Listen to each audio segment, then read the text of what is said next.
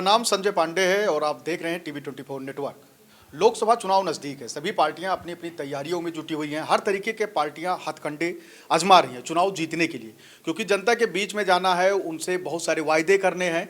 वायदे इसलिए क्योंकि जनता भ्रमित हो सके और उनके पार्टी की तरफ आ पाए। बहुत सारी पार्टियां हैं, भारतीय जनता पार्टी उत्तर प्रदेश में खासकर 80 लोकसभा सीटें, तो बहुत सारी पार्टियां यहाँ अपनी किस्मत को आजमाने आती हैं। ऐसे में आज हम राष्ट्र उदय पार्टी के कार्यालय पर पहुंचे हैं। आप राष्ट्र उदय पार्टी के राष्ट्रीय अध्यक्ष हैं बाबू रामपाल जी, उनसे बातचीत करेंगे, क्योंकि आज ये भी आप इन लोकसभा चुनाव की तैयारी कर रहे हैं, अपने कैंडिडेट को चुनावी मैदान में उतारने जा रहे हैं। तो ऐसी स्थिति में आइए बातचीत करते हैं, जानने की कोशिश करते हैं कि आपकी आइडियोलॉजी क्या है, किस विचारधारा के साथ आप जनता के बीच में जाएंगे और वो कौन से मुद्दे हैं जो जमीनी मुद्दे उठाकर आप लोग जनता के बीच में जा रहे हैं। तो ऐसी स्थिति में विचारधारा क्या है, क्योंकि चुनाव है, इसमें चुनावी सफर आप लोगों का लगातार जारी है। तो ऐसी स्थिति में बहुत सारी पार्टियां जा रही, बड़ी बड़ी पार्टियां जा रही हैं, वो लोग बड़े बड़े वायदे कर रहे हैं। आप अभी आपकी पार्टी नई है, आप लोग नए तरीके से नए सिरे से वहाँ पर स्टार्ट कर रहे हैं, और क्योंकि मानते हैं इस चीज़ को कि वो जो पार्टियाँ हैं वो काम नहीं कर रही है ज़मीनी स्तर पर, इसीलिए आप लोगों को ये ज़रूरत पड़ी कि एक नई संगठन को हम खड़ी करते हैं और जनता के बीच में जाते हैं। तो आज किस तरीके की मीटिंग थी और इसका उद्देश्य क्या था? बहुत बढ़िया, बहुत बहुत धन्यवाद। आज की हमारी जो मीटिंग राष्ट्र उदय पार्टी की रही, तो आगामी लोकसभा चुनाव 2024 की हमारे आज प्रत्याशियों की यहाँ पे घोषणा होगा, और हमारे प्रत्याशी भी आए हुए हैं और कुछ पदाधिकारी भी आए हुए हैं। और राष्ट्र उदय पार्टी राष्ट्रीयता, मानवता और समानता के सिद्धांतों पर चल रही है, क्योंकि बाकी पार्टियों ने पूरे तरीके से हमारे भारतीय समाज को बांट डाला है, और कुछ पार्टियों ने धर्म के नाम पे बांट डाला है, कुछ पार्टियों ने जाति के नाम पे बांट डाला है। यहाँ तक कि कुछ ऐसे राजनीतिक पार्टियों ने, कुछ नेताओं ने, सामाजिक नेताओं ने कुछ ऐसे समाज को अलग अलग कैटेगरी, एक ही समाज को दो दो कैटेगरी में बांट डाला है। जैसे ओबीसी में कई ऐसे अति पिछड़ी समाज है जिसको कि एससी में डालने के लिए भी लोगों ने संतुष्टि दी है केंद्र सरकार को, जिसका नतीजा कि आज युवा भटक रहा है, दो सर्टिफिकेट लेने के लिए भटक रहा है, या दो सर्टिफिकेट है तो नौकरी के लिए भटक रहा है। तो पूरी तरीके से भारतीय समाज को जो है कि विचलित कर रखे हैं पार्टियों ने। तो हमने राष्ट्रीयता, मानवता और समानता के सिद्धांत पे राष्ट्रीय पार्टी को चला रहे हैं, और वन समाज वन सर्टिफिकेट की हम राजनीति कर रहे हैं, क्योंकि जो समाज को डॉक्टर भीमराव अम्बेडकर साहब ने जिस कैटेगरी में रखा है, उस कैटेगरी में ही उसको सर्टिफिकेट मिले और उसको पूर्ण आरक्षण मिले। क्योंकि आज जो नेता हैं केवल विधायक सांसद बनने के लिए, चूँकि SC ST में लोकसभा और विधानसभा में आरक्षण है, बस इस आरक्षण से विधायक सांसद बनने के लिए अपने समाज को गुमराह कर रहे हैं। और ये नेता अगर विधायक सांसद बन गए तो इनको लगता है इनके समाज का भला हो गया, जबकि ऐसा होता नहीं। तो राष्ट्रीय पार्टी का काम है कि जो समाज के अंतिम पायदान पर जो समाज है, जो व्यक्ति है, उसको मुख्य धारा में लाना, ये हमारा काम है। अच्छा, एक तरीके से आप मान रहे हैं कि आज भी आपका समाज जो है, जो शोषित वंचित लोग हैं, आज भी अपने आप को ठगा महसूस करते हैं। चुनाव नज़दीक आते हैं, सब जाति जाति चिल्लाने लगते हैं कि आपकी भागीदारी, आपकी हिस्सेदारी है, लेकिन जब वो चुनाव जीत जाते हैं फिर हिस्सेदारी और भागीदारी को भूल जाते हैं, फिर उनके लिए उनके न्याय और हक की लड़ाई नहीं लड़ते हैं, विधानसभा हो चाहे लोकसभा हो। बहुत भयंकर तरह से ठगा गया है, खास करके हमारे समाज को। चूँकि हमारा जो पाल बघेल धनगर समाज है, 10 से 12% की जनसंख्या उत्तर प्रदेश में है। एक लोकसभा है जहाँ के 3-3, साढ़े 3-3 लाख मतदाता हैं। विधानसभाओं में 40,000 से 50,000, 60 से 70,000 तक के मतदाता हैं। लेकिन इस समाज को किसी ने, पार्टी ने, नेता ने राजनीति में आगे आने नहीं दिया। केवल वोट लेने के लिए इनको गुमराह किया, और वोट लेने के बाद जैसे कि तेज के पत्ता फेंका, मसाला का फेंका जाता है, वैसे फेंक देते हैं, पूछते भी नहीं हैं। यहाँ तक कि अगर इनको शादी विवाह में बुला ले तो शादी विवाह में भी नहीं जाते हैं, हक अधिकार दे देना छोड़िए। जैसे भारतीय जनता पार्टी ने पिछड़े, अति पिछड़े समाज को अधिकार देने के लिए सामाजिक न्याय समिति का गठन किया, और सामाजिक न्याय समिति का रिपोर्ट आने के बाद भी रिपोर्ट को लागू नहीं किए। भाई, आपने अगर खाना बना दिया लेकिन जब परोसेंगे नहीं तो खाना बनाने का फ़ायदा क्या? और केंद्र सरकार ने जस्टिस जी रोहिणी आयोग गठित किया, आयोग का रिपोर्ट भी आ गया, लेकिन वह भी लागू नहीं किए। और चुनाव के टाइम पे जोर जोर जा करके चिल्लाएंगे, भाई आपके ओबीसी समाज का सारा हिस्सा यादव खा गया, समाजवादियों ने खा गया, आप आइए हमारे साथ देंगे। लेकिन इनके साथ तो गया समाज, लेकिन इन्होंने क्या दिया? कुछ नहीं दिया। यहाँ तक कि हमारा जो पाल बघेल धनगर समाज है, पूरी तरीके से चूँकि हम हिंदू अगर कट्टर अगर कहा जाए सनातनी, तो सबसे सनातनी समाज से हम हैं। आप लोग तो अहिल्याबाई होलकर के वंशज हैं। बिल्कुल, जब न्याय की प्रतिमूर्ति कही जाती हैं। बिल्कुल, जब हिंदुत्व खतरे में था, मुगलों द्वारा सारे मंदिर तोड़ दिए गए थे, तो उस टाइम जीर्णोद्धार कराने का काम अहिल्याबाई होलकर जी ने किया था। राजमाता अहिल्यादेवी होलकर जी ने कराया। अगर सबसे ज़्यादा अगर गूगल भी आप सर्च करेंगे सबसे पुराना सनातन समाज कौन सा है, तो आएगा कि गडेरिया समाज है। और लेकिन वोट लेने के लिए तो वोट भारतीय जनता पार्टी ने लिया, लेकिन आज दूसरे टर्म सरकार चल रही है, ना तो गडेरिया के पाल बगल के बेटा को एक भी किसी को भी एमएलसी तक भी नहीं बनाए, और ना तो किसी को राज्यसभा में भेजे, और कोई आयोग चेयरमैन भी नहीं। और प्रदेश अध्यक्ष की बात करें, संगठन में एक भी अब तक प्रदेश अध्यक्ष भी नहीं बनाए। तो भाई आप टिकट के लिए एक टिकट भी आपने नहीं दिए हैं, तो भाई किस मुंह से आप केवल वोट लेते हैं? गुमराह करने के लिए। तो ये भारतीय जनता पार्टी बस नफरत की राजनीति करके एक समाज के प्रति दूसरे समाज में नफरत फैला करके उनका साथ लेकर के अपनी सरकार बनाती है। इस सरकार बनाने के बाद उस समाज को कुछ भी देने का काम नहीं की। लेकिन जनता कहाँ समझ पा रही है? जैसे आप लोग लगातार ये न्याय सम्मेलन कर रहे हैं, सामाजिक भागीदारी के में हिस्सा ले रहे हैं, सामाजिक कार्यक्रमों में जा रहे हैं, लोग जन को अपनी बातें रख रहे हैं, बता रहे हैं बहुत सारी चीज़ें, लेकिन जनता कैसे समझेगी? इसके लिए आपने क्या कुछ प्लानिंग किया है कि एक एक व्यक्ति आपकी बातों को समझे, गहराई से समझे? जनता बहुत समझ रही है, और भारतीय जनता पार्टी को जनता ही सत्ता से बेदखल करेगी। चूँकि अब हम लोग जब जनसभा करते हैं, 10-10 हज़ार, 12-12, 15-15 हज़ार लोगों की भीड़ आती है, हम किसी को एक गिलास पानी भी नहीं पिलाते हैं, क्योंकि पैसा ही नहीं तो कैसे पिलाएं? वो अपने पैसे से, अपने खाना से आते, अपने भाड़ा किराया से आते, उल्टा 10-20 रुपये चंदे भी देते हैं मंच माइक के लिए। तो जनता समझ रही है, तभी तो है। और बाकी भारतीय जनता पार्टी, जैसे मान लीजिए जो पार्टियाँ हैं विपक्ष में हैं, ये पार्टियाँ हरा नहीं सकती, चूँकि ये नेता डरे हुए हैं। डरा हुआ नेता कभी भी क्रांति नहीं कर सकता है।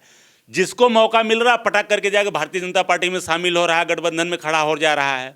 जो नेता और भागा हुआ सैनिक का कोई मान सम्मान कभी क्रांति नहीं कर सकता। लेकिन हमारे देश की जनता क्रांतिकारी है, जनता डरी नहीं है। यह जनता है, उस समय आएगा कि भारतीय जनता पार्टी को उखाड़ फेंकेगी। और रही बात, अभी ईवीएम देवता जब तक हैं तब तक तो नेताओं को भरोसा नहीं है, क्योंकि हमने विधानसभा लड़ा था, जिस बूथ पे हमारे पदाधिकारी गिनती करा करा से बता रहे हैं कि अध्यक्ष जी हमें 173 वोट आपको मिलेगा, अभी लिख लीजिए, और वहाँ से वोट निकल रहा है 3, तो 170 कहाँ गया? लेकिन फिर भी यह जनता है, यह सरकार तो जरूर तोड़ मोड़ करके बना सकते हैं, लेकिन जनता के दिलों में जगह नहीं बना सकते हैं, और जनता के दिलों में जगह बनाने के लिए काम करना पड़ता है। आज राष्ट्रवादी पार्टी काम कर रही है, और यह हमारा चुनाव जो हम लड़ेंगे, न्याय के लिए चुनाव लड़ेंगे, न्याय, हक और सम्मान के लिए। न्याय, हक और सम्मान के लिए हमारा चुनाव। आज आपने कुछ प्रत्याशियों की सूची तैयार की है, तो किन किन लोकसभा क्षेत्रों में आप प्रत्याशियों को उतारने वाले हैं? उनके नाम क्या हैं, और किस स्ट्रेटजी के साथ आपके जो प्रत्याशी हैं वो जनता के बीच में जाएंगे? क्योंकि आपका सामना किसी छोटे मोटे पार्टी से नहीं, बहुत बड़े बड़े पार्टी जो केंद्र में बैठी हैं, स्टेट में है, और उसके बाद अगर और रीजनल पार्टियां, समाजवादी पार्टी, बसपा, बहुत सारी बड़ी बड़ी पार्टियां, तो उनके सामने आपको अपने आप को कैसे इस्टेब्लिश करेंगे? इस सही मामले में सूची कितनी लोगों की तैयार की है? सही मामले में जो है कि हम जो छोटे लोग ही हैं ना, इतिहास गवाह, जब देश गुलाम था तो छोटे लोग ही क्रांति किए थे, और बड़े लोग तो भी अंग्रेजों के साथ ही मिले हुए थे। तो क्रांति भारतीय जनता पार्टी को हम छोटे लोग ही हराएंगे। और फिलहाल हम प्रत्याशी की सूची हमारे जो है कि डॉक्टर जयवीर सिंह धनगर जी हैं, जो कि फिरोजाबाद से लड़ रहे हैं, हाथरस से लड़ रहे हैं। और हमारे बहुत बहुत बधाई हो आपको। धन्यवाद, धन्यवाद। आप हमारे सुरेश पाल जी हैं, वाराणसी लोकसभा प्रधानमंत्री के सामने ताल ठोके पड़े हैं। सुरेश जी अच्छा, वाराणसी से आप सबसे बेहतरीन प्रत्याशी हैं। वाराणसी से प्रधानमंत्री नरेंद्र मोदी के सामने आप चुनावी मैदान में उतरेंगे और कड़ी टक्कर देने की फिराक में हैं। तो कैसे देंगे प्रधानमंत्री जी को कड़ी टक्कर? इसलिए देंगे कि जो वादा दिए हैं प्रधानमंत्री जी, दामोदर दास मोदी जी, नरेंद्र मोदी जी, सब झूठा, सब फेक न्यूज है। जो सच्चाई है वो न्यूज में नहीं दिखाया जाता है। हम तो उसी जिले से हैं ना, हमारा तो जन्मभूमि है वहाँ, हम गुजरात से थोड़ी आए हैं। हमारा पुरुषों आजा पुरखों वहाँ क्या है, हम जानते हैं कि फेक न्यूज क्या है। हमारे दिल से पूछो, हमारे समाज के, हमारे शोषण जो वंचित हैं उनसे पूछिए। उनको नेता हैं, पैसे वाले हैं, पैसा दे के वोट खरीद लेते हैं, बूथ के बूथ कैप्चर करा लेते हैं, इसलिए वो जीतते हैं। आप न्याय और सम्मान हक की लड़ाई लड़ेंगे इस बार प्रधानमंत्री नरेंद्र मोदी के सामने और कह रहे हैं हम लोग दबाए और कुचले हुए लोग हैं, उठकर खड़े होंगे तो बेमिसाल बन के उभरेंगे। आप राम आश्रय पाल साहब हैं, एक कानपुर नगर से चुनाव कानपुर नगर से, और हमारे बहुत बहुत बधाई हो, आप इस बार चुनावी मैदान में हैं। देखिए ऐसा है, कानपुर की जो सीट है इस समय भारतीय जनता पार्टी के झोली में है। सतदेव पचौरी वहाँ के सांसद हैं और इसके पहले 2 बार के पहले वहाँ से श्री प्रकाश जायसवाल जो कोयला मंत्री थे वो भी सांसद रहे हैं। लेकिन आज कानपुर की जो हालत है वो इतनी बद से बदतर है कि ना तो वहाँ कोई गली सुरक्षित है, ना वहाँ का कोई व्यक्ति अपराध की वजह से सुरक्षित है। आए दिन कानपुर के अंदर जो है तो अपराध दिन पर दिन बढ़ता चला जा रहा है। कोई किसी की ज़मीन हड़प लेता है, भारतीय जनता पार्टी के नेता हैं, भारतीय जनता पार्टी उनको दल से निकाल नहीं पाती है या देश से भगा नहीं पाती या देश से वो भाग गए हैं। आज तक बाबू सिंह यादव की ज़मीन के पर आंसू दिवाकर नाम का व्यक्ति जो भारतीय जनता पार्टी का है वो कब्जा कर लेता है। आज तक उसकी गिरफ्तारी शासन और प्रशासन नहीं कर पाया है। आप अपराध को लेकर इस बार कानपुर लोकसभा चुनावी मैदान में उतरेंगे।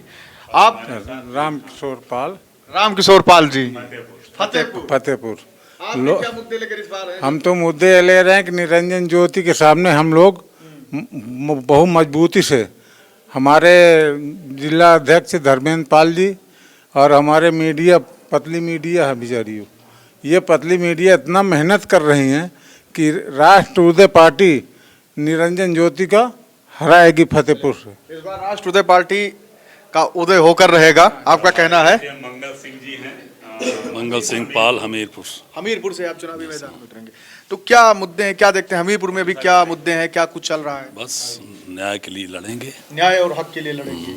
किस तरीके का न्याय और हक मांग रहे हैं आप लोग? नाजायज लोगों को न सताया जाए, नाजायज लोगों की ज़मीन पे कब्जा न किया जाए, इस मुद्दे को लेकर चुनाव लड़ेंगे। चलिए, आपको बहुत बहुत बधाई हो कि आप इस बार फिर से लोकसभा चुनाव में उतर रहे हैं।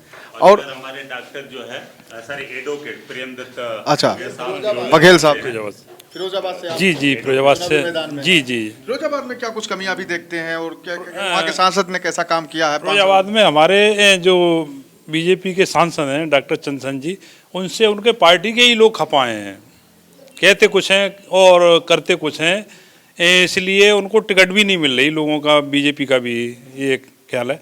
हम चुनाव इस सिस्टम से जीतने की उम्मीद में हैं, लगे हुए हैं कि जहाँ जो भी आएगा वहाँ बाहरी व्यक्ति आएगा पार्टियों का। बाहरी क्यों आएगा कि जो उनका कहना है वो करते नहीं, तो जनता उनसे ऊब चुकी है।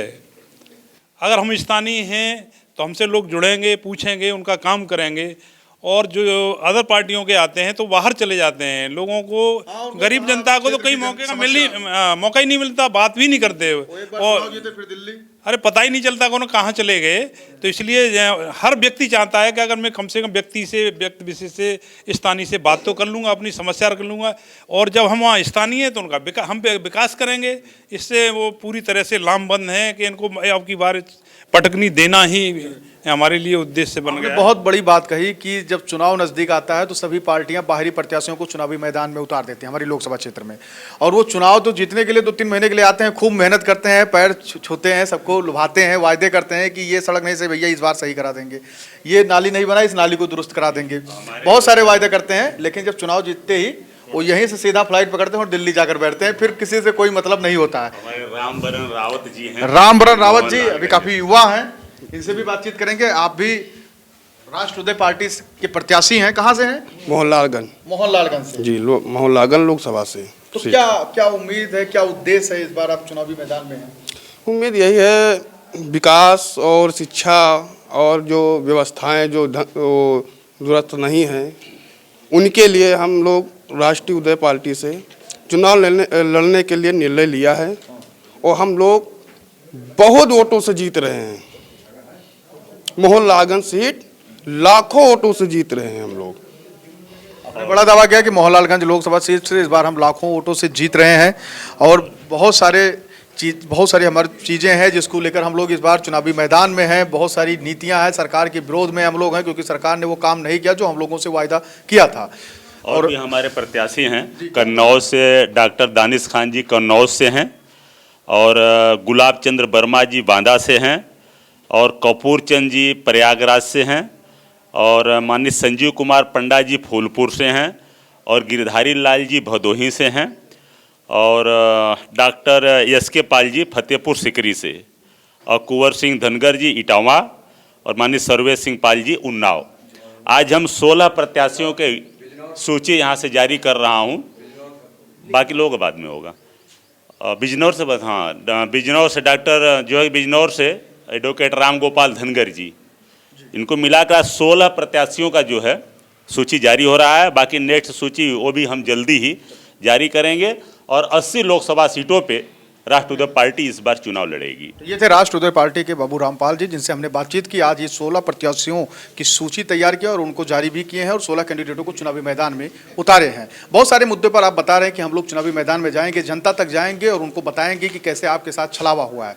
कैमरा पर्सन राकेश जी के साथ मैं संजय पांडे, TV 24 नेटवर्क, लखनऊ।